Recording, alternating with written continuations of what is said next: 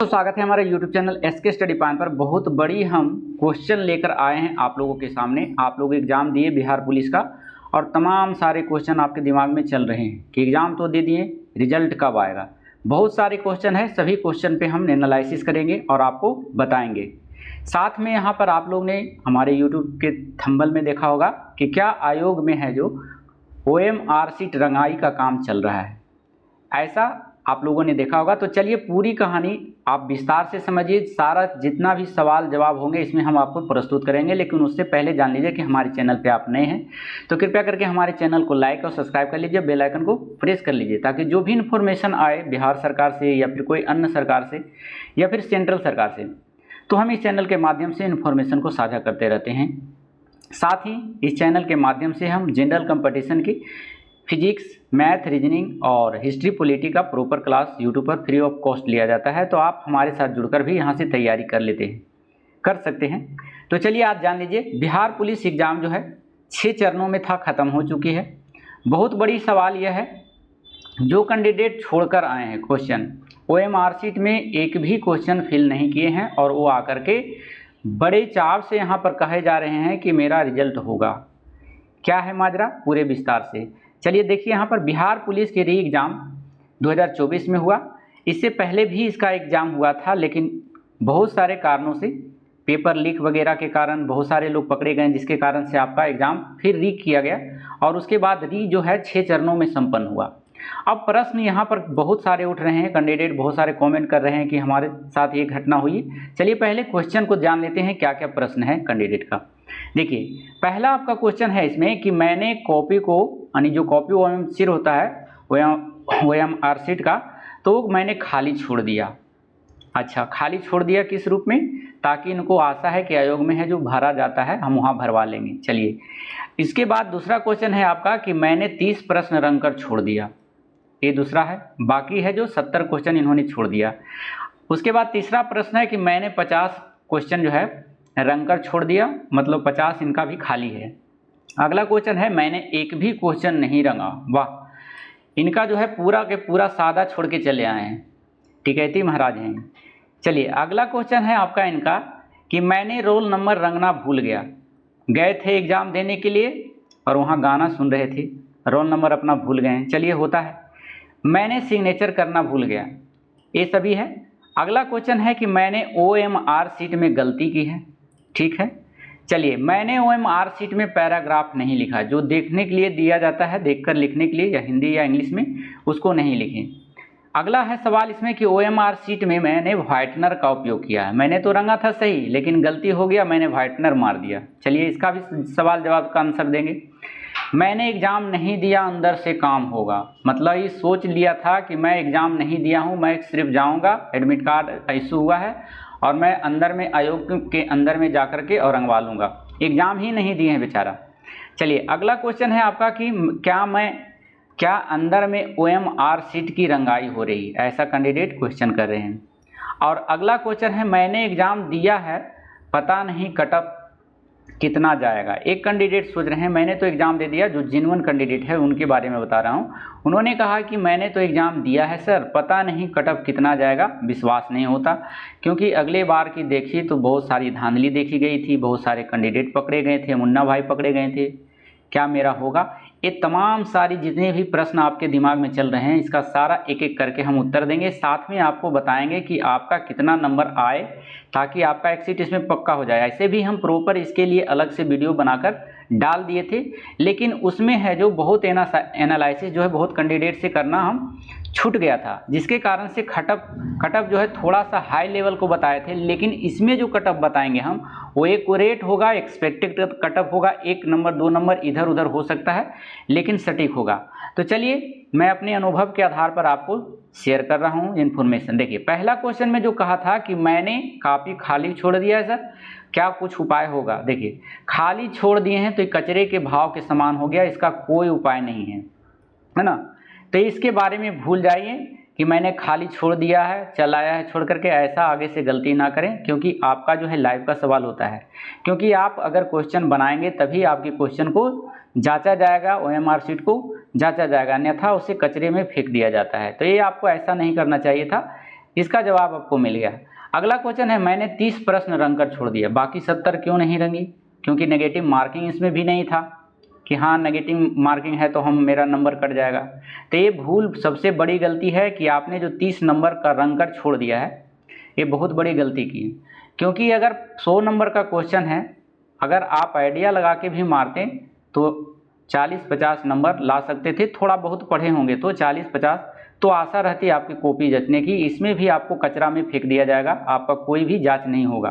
30 number भी आए हैं, अगर आपके मन में चल रहा है कि आयोग में जा करके हमें कोई ऐसा मुन्ना भाई मिल जाएगा जिसको पैसा देंगे 10-12 लाख रुपया और हम रंगा लेंगे, तो काम भूल जाइए। चलिए अगला क्वेश्चन है कि मैंने 50 प्रश्न रंग कर छोड़ दिया, बाकी 50 प्रश्न इन्होंने रंगा है, बाकी 50 छोड़ दिया है। तो देखिए 50 क्वेश्चन आयोग में साफ लिखा हुआ है क्राइटेरिया में कि अगर आपका 50% रंगा हुआ है क्वेश्चन OMR शीट में तो आपकी कॉपी चेक की जाएगी, है ना, कॉपी चेक होगी। लेकिन अगर 50 कटअप ही चला जाएगा तो जरूरी है कि आपका 50 में से 50 बनाए तो सही हो जाएगा, उसमें सिर्फ 2-4-5 क्वेश्चन आपका जो है गलत हो सकता है। एग्जाम है, क्योंकि वहाँ पर जो दिमाग चलता है वो ट्रेन के रफ्तार से भी आगे चलता है, तो इतना में भी नहीं और रंगना चाहिए था आपको। लेकिन आपका एक यहाँ पर है पॉजिटिव पॉइंट है कि आपकी कॉपी की जांच की जाएगी। चलिए अगला प्रश्न है, आगे आइंदा ऐसा काम नहीं करेंगे, क्वेश्चन पूरी करके आएंगे। चलिए अगला क्वेश्चन है कि मैंने एक भी क्वेश्चन नहीं रंगा, मतलब गए एग्जाम में बैठे बस देख रहे होंगे इधर उधर, उसके बाद छोड़ दिया, है ना। तो ये भी बहुत गलत काम है। आप एग्ज़ाम देने के लिए गए हैं, वहाँ कोई गाना सुनने के लिए नहीं, आप है जो एग्ज़ाम दीजिए। अगर आप थोड़ा बहुत पढ़े हैं तो रंगिए उसको, मेहनत और कीजिए, जो कसर छूट गया है आपका जरूर सिलेक्शन होगा। एक काम बहुत गलती काम है ये, तो ये आपका भी कचरे के भाव से में चला जाएगा कॉपी OMR शीट। चलिए मैंने रोल नंबर रंगना भूल गया, तो ये तो आपकी गलती है। रोल नंबर कैसे भूल जाते हैं, थोड़ा सा उतना टाइम रहता है 2 घंटा, 2 घंटा के टाइम में आप थोड़ा सा 15 मिनट लेट से दें कॉपी, मतलब 15 मिनट लेट हो जाए वो सही है, लेकिन रोल नंबर सिग्नेचर ये सब नहीं, इसमें आपका रिजेक्ट कर दिया जाएगा। अगर रोल नंबर भूल गए हैं तो आपकी कॉपी की जांच नहीं होगी, एक खत्म हो गया। अगला है आपका कि मैंने सिग्नेचर करना भूल गए, तो आपका भी चला गया कचरे के भाव में, आपका भी नहीं होगा। सिग्नेचर भूले हैं तो आपका भी नहीं होगा।